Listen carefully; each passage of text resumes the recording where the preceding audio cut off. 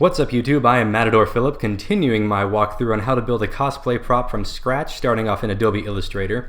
Now, if you missed the first episode, we did some gloriously complicated things, and by that I mean we made lines on top of this thing to create this thing. Like I said, gloriously complicated, but now we gotta actually prepare it for printing, so I don't want this around anymore. And if you remember from last time, I went ahead and locked it so that I wouldn't have to worry about it anymore. So we're just gonna go up here and click Unlock All, and then I'm going to delete that and get rid of it. And now I don't want to worry about the individual little lines of this kind of breaking off. So I'm going to select the whole thing and click Command G.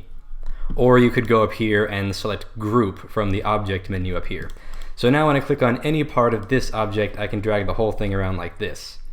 Now again, from last time, I set up my artboard right here to be the size of a sheet of printer paper, so that way I wouldn't have to worry about figuring out what size it's going to be. Unfortunately, my final product is going to be a little bit bigger than that, so I need to account for the fact that I need to print this template out on more than one sheet of paper. So we're going to come over here and we're going to use the artboard tool, but let me zoom out just a little bit, because you may not want to just copy the artboards right away, because it will create a copy of not only the artboard but everything that is in the artboard. So you may or may not want to do that depending on how much you have in there and how much you want to worry about having to delete later. So let's just go ahead and move this out of the way. And then we're going to select Option. You can hold down Option and drag this, so you can basically, like, holding down Option, at least on a Mac, allows you to copy whatever object you currently have selected. I don't know what that key is on Windows. I can't really remember, so if I find that, I will add that in the annotations real quick just so you guys can know. But if you also hold Shift, you can drag it in a completely straight line, so you won't have to worry about lining it up exactly with where you want to go. So let's just drag it over until roughly the end of this thing right here, because it snaps to the end right there. So that's good. And now I already know the size that I want my prop to be, but depending on what prop you're making, you may need to do a little bit of research on that to determine how big you want it. In this case, I want it to be about 18 inches long, I think. So we're going to come over here to the rectangle tool, and we're just going to click once, which will allow us to make a rectangle in whatever dimensions we want. And I already have the dimensions set in inches on this, so that's not a thing I need to worry about. So I'm going to set the width at 18 inches, and let's just set the height at 5, some arbitrary number that doesn't really matter. And then there is a rectangle right there. Let's change the fill on that a little bit so I can see it.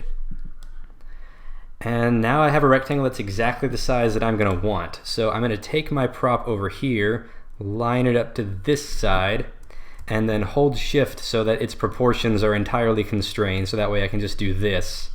And then everything scales up exactly, because if I don't hold Shift, I can kind of do that and skew it around a little bit. So I don't want to do that.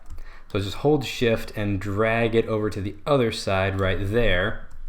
And now I can get rid of this, and now I have something that is perfectly sized and ready to be split up. And you can set this to be whichever point you want right here. Like, you can basically set it so that it splits up however you want between the pages. And again, depending on the prop that you're making, this could depend, because some props have very specific divides in very specific places. This one, it doesn't really matter all that much, because basically what I'm going to be doing is I'm going to be printing these out and then just cutting out all these little pieces here with an X-Acto knife. So I'm just going to be taping these two areas together. So it doesn't need to be cut in anywhere specific. So I'm just going to put it right there where I think kind of interferes with the least amount of things.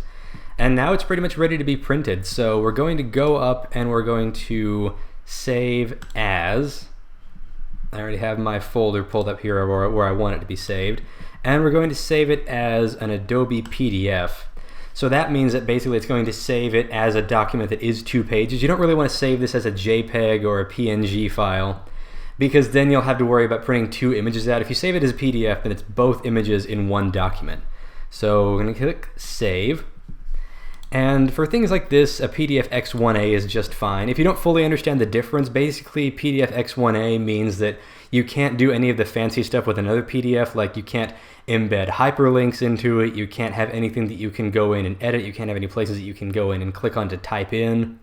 But we really don't need any of that for this, so we only need it to be the image. So we're going to save that PDF. This may disable some editing features, like I said, so go ahead and click OK.